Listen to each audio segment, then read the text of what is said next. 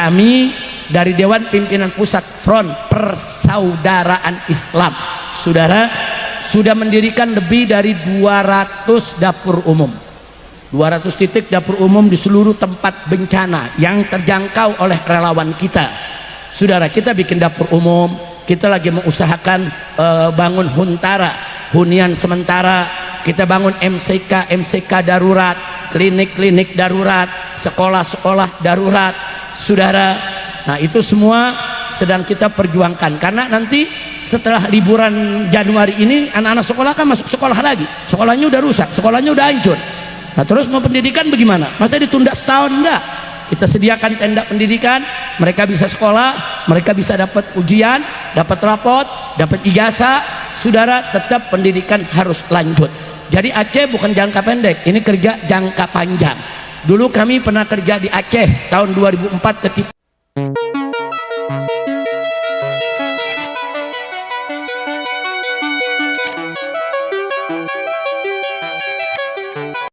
saya minta kepada umat Islam semuanya, jangan melulu kita hidup nih saudara dikibulin melulu saudara. Pak, bu, dulu tahun 1945 waktu kita merdeka, belum ada pemilu, belum ada parlemen, belum ada DPR, saudara. Belum ada tuh partai politik sah ikut pemilu, belum ada. Nah, dulu tahun 45 jumlah profesor, doktor bisa dihitung menjari. Orang Indonesia yang gelarnya profesor, doktor, insinyur bisa dihitung menjari, saudara. Tapi ada yang menarik, tokoh-tokoh kita kumpul, kiainya, cendekiawannya, orang-orang pinter kumpul, musyawarah, sepakat pilih Bung Karno sebagai presiden, pilih Bung Hatta sebagai wakil presiden.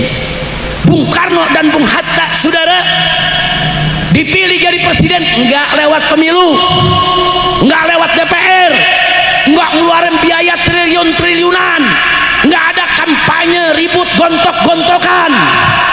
Profesornya sedikit, doktornya sedikit, insinyurnya sedikit, tapi hasilnya Bung Karno, Bung Hatta, saudara, pahlawan nasional, bahkan merupakan tokoh internasional. Bagus tidak? Bagus tidak? Zaman sekarang nih profesornya ribuan, doktornya ribuan, universitasnya ribuan, cendekiawannya ribuan, saudara, luar biasa, partainya banyak, duitnya kaya, sampai bikin pemilu triliunan rupiah, kita korbankan semua. Dapatnya fufu fafa.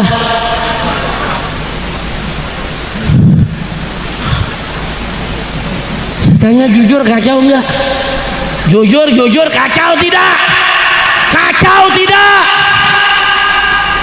Astagfirullahaladzim, kan mestinya kalau profesornya banyak, doktornya banyak, partainya banyak, DPR-nya kuat, udah gitu pemilunya berapa triliun tuh Pak Kiai kemarin? Triliunan. Mestinya kan hasilnya lebih hebat dari Bung Karno, lebih hebat dari Bung Hatta dong. Betul?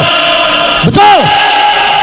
Kita nih dibodohin terus, saudara. Ada orang-orang sok pinter mau mengatur kita punya republik, dia ngatur sesama dia, siapa mesti jadi presiden, siapa mesti jadi wakil presiden, siapa mesti jadi menteri. Urusannya duit, nggak ada tuh diceritakan soal kredibilitas, integritas, moral, akhlak. Bohong. Siapa yang kasih duit banyak, itu yang mesti dipilih dan dimenangkan, saudara. Mau curang nggak ada urusan, nggak ada lagi integritas, nggak ada lagi moral. Bohong, membudaya. Ini kebohongan makin kemari saya makin muak, saudara. Ada menteri depan presiden berani bohong, depan masyarakat ditonton, saudara, ada kamera. Presiden lagi turun ke Aceh, presiden pertama kali turun ke Aceh, lihat suasana gempa. Masyarakat bertanya, Pak Presiden, bagaimana listrik kami, listrik mati nih satu Aceh. Presiden tanya sama menteri, menterinya ada di depan dia, ada depan masyarakat. Pak Menteri, bagaimana listrik? Udah beres Pak, udah nyala 93%. 1% belum nyala, sudah. Depan presiden dia berani bohong. Bohong. Jadi ada yang tanya, Habib, kok sekarang jadi bohong kok enak banget begitu dikerjain? Orang bohong kan biasanya bohong ngumpet-ngumpet biar orang nggak tahu, betul? Bohong terang-terangan, saudara. Inna lillahi wa inna ilaihi raji'un. Ini ada apa? Udah gitu kadang-kadang tipu-tipu, saudara. Bukan bohong lagi, tipu-tipu. Ini penipuan lebih tinggi dari bohong nih. Ini kakak adik, yang satu kakak, yang satu adik. Lo bagaimana tipu-tipu? Ada presiden pengen anaknya jadi wakil presiden. Lo ketawa aja lo.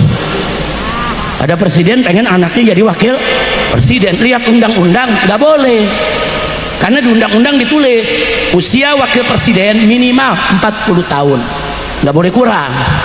Karena 40 tahun itu sendiri dalam Islam sinur rusd, sempurnanya kedewasaan akal seseorang umur 40 tahun, saudara.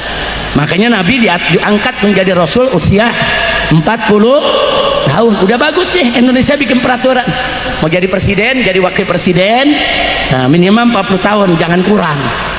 Ini presiden lihat, waduh ini peraturan nggak boleh, gue pengen anak gue jadi wakil presiden. Ya paling nggak kan kalau anak gue jadi wakil presiden nanti 5 tahun ke depan bisa jadi presiden. Tapi gimana nih undang-undang, saudara? Kirim orang gugat itu undang-undang ke Mahkamah Konstitusi. Di Mahkamah Konstitusi udah ditunggu sama iparnya untuk membela anak, ya saudara. Keluarlah MK, putusan MK nomor 90, saudara. Isinya apa? Dia nggak ubah itu usia presiden dan wakil presiden tidak boleh kurang dari 40 tahun. Nggak ada, nggak ubah, cuma ditambahin syarat jadi presiden atau wakil presiden berusia minimal 40 tahun atau pakai atau pernah menjadi kepala daerah. Masuk tuh barang, masuk gak tuh barang, masuk gak tuh barang. Karena anaknya jadi wali kota di satu kota, saudara. Gile di negeri, gile, saudara. Aturan dirubah-rubah, kacau tidak? Ada lagi jenderal Baliho, lo kenal ya? Udah kesian nih jenderal, matanya kurang awas. Loh kok Habib bisa kurang awas? Ya kampung saya kan namanya Petamburan, dia baca Petempuran. Lo kirim tentara dia kepung Petamburan. Ini dia, saudara, kurang awas matanya. Dia pengen anaknya masuk Akmil, Akademi Militer, supaya nanti anaknya bisa jadi jenderal, nurunin dia. Kiai pengen anaknya jadi kiai, betul? Jenderal pengen anaknya jadi jenderal, betul? Presiden pengen anaknya juga jadi presiden, betul? Dia pengen anaknya, saudara. Nah, masuk Akademi Militer ada syarat tinggi. Kalau tingginya kurang 1 senti aja nggak lolos. Dia lihat syaratnya, wah nggak bisa, anak gua pendek, nggak bisa. Lalu apa yang terjadi? Dia suruh ubah, saudara, ubah, turunin sentinya supaya anaknya gol, diturunin. Kacau tidak? Ayo jawab yang keempat, kacau tidak? Kacau tidak?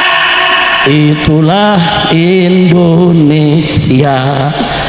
Kalau saya bicara begini, Habib Rizik bicara politik, Habib Rizik benci pemerintah. Gue bukan benci sama pemerintah, lu obok-obok aturan. Ada nanya lagi, Habib ini sekarang lagi rame nih, ini si Fufu Fafa katanya nggak lulus SMA.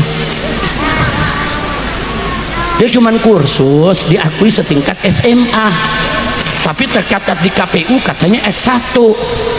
Saya mau tanya, itu jujur atau bohong? Jawab yang lengkap, jujur atau bohong? Bohong, saudara, baik atau buruk?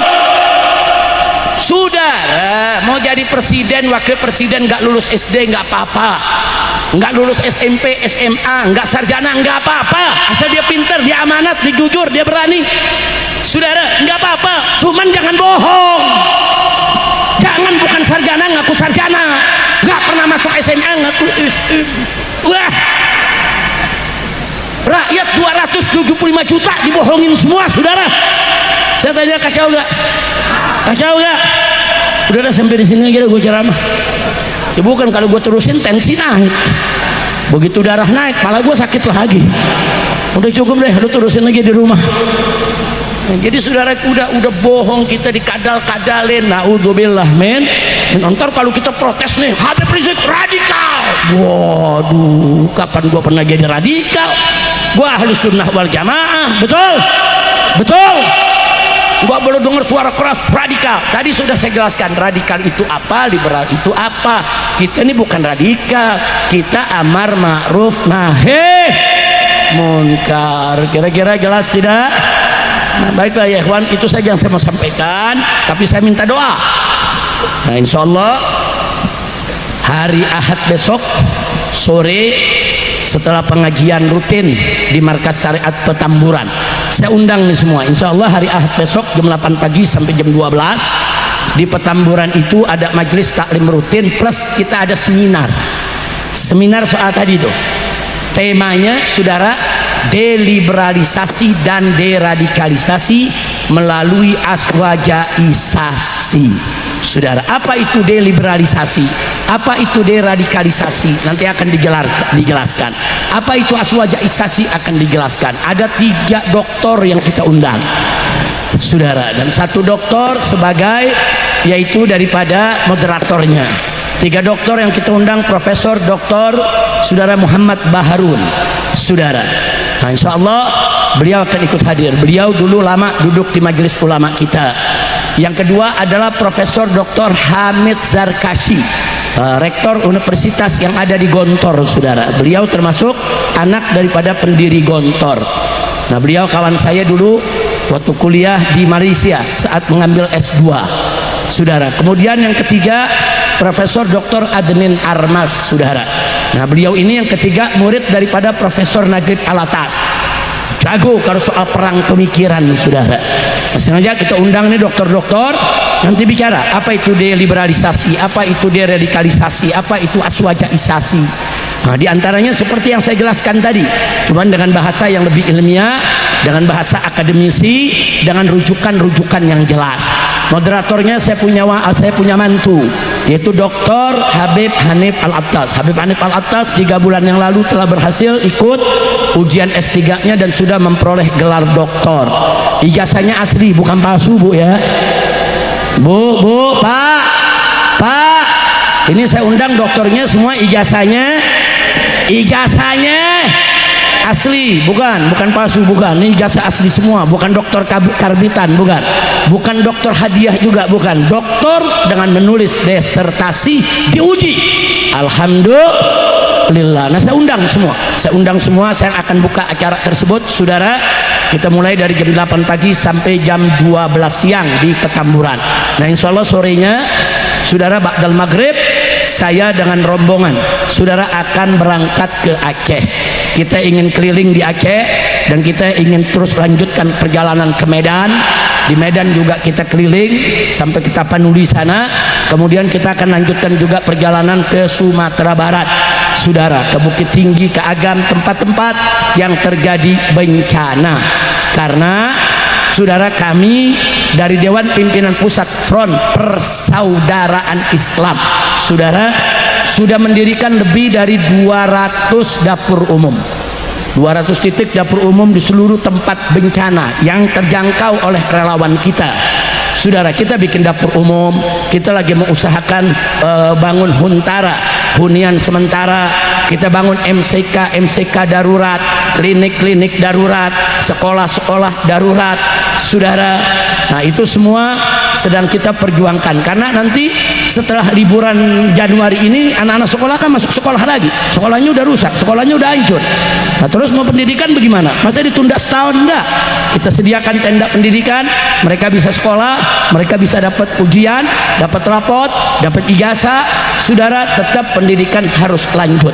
Jadi Aceh bukan jangka pendek, ini kerja jangka panjang.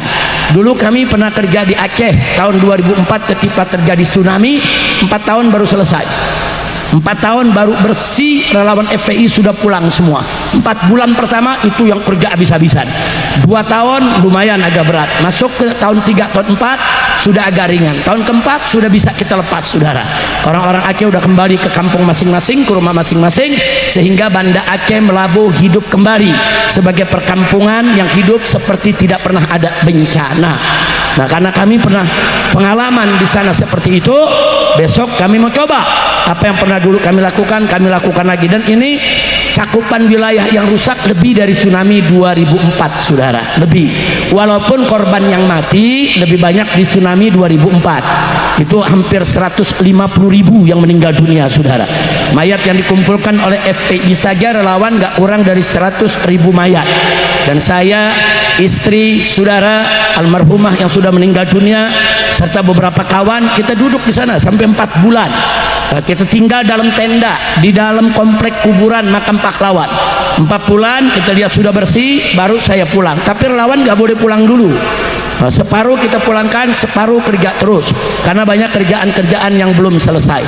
Nah, besok insya Allah saya dengan kawan-kawan akan datang ke sana, kontrol bagaimana kita punya dapur, apa perlu diperpanjang, apa perlu ditambah. Terus kita mau lihat juga, ada relawan-relawan kita tuh angkat beras, jalan puluhan kilo baru sampai ke kampung yang jembatan putus, saudara.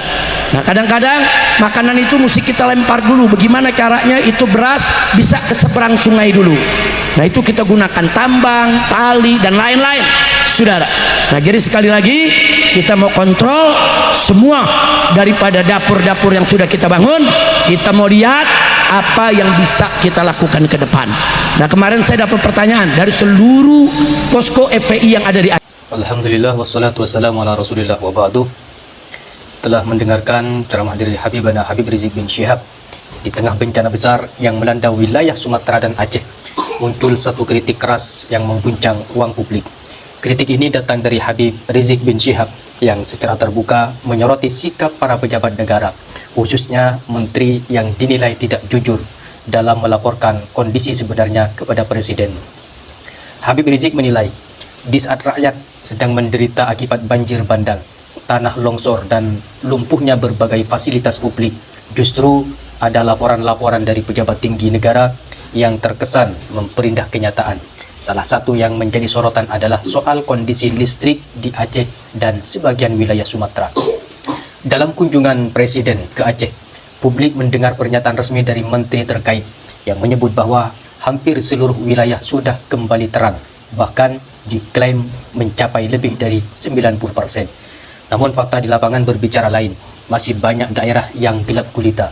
Warga hidup tanpa penerangan, aktivitas lumpuh, dan penderitaan berlanjut. Disinilah Habib Rizik menyampaikan kritiknya dengan nada keras. Ia mempertanyakan laporan seperti apa yang sebenarnya sampai ke telinga Presiden.